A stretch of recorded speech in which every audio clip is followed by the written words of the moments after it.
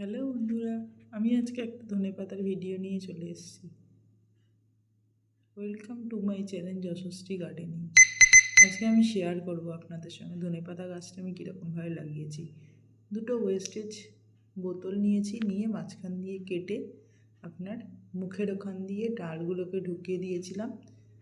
কিছুদিন থাকার পরে দেখছি ডালগুলো দিয়ে আপনার শিকড় বেরোতে শুরু করেছে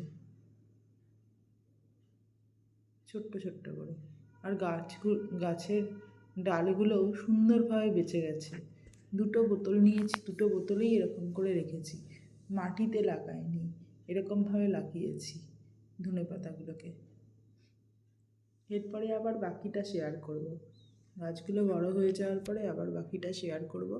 আমি এরকম করে লাগিয়েছি, আপনারাও এরকম করে লাগিয়ে দেখবেন, খুব সুন্দর।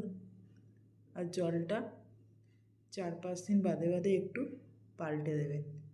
ধন্যবাদ বন্ধুরা ভিডিওটা দেখার জন্য। ভালো লাগলে শেয়ার করে দেবেন। Thank you.